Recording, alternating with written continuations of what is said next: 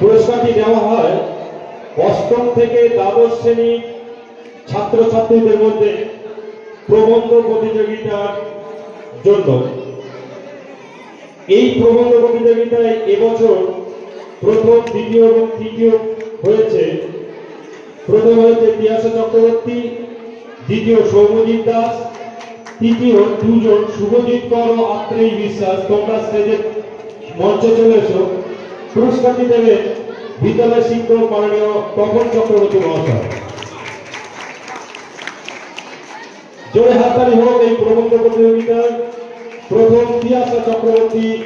জোরে হাততালি হোক তিয়াসা চক্রবর্তীর জন্য।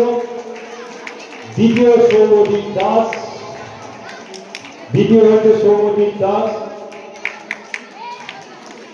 তৃতীয় শুভজিৎ কর এবং আত্রেয়ী বিশ্বাস।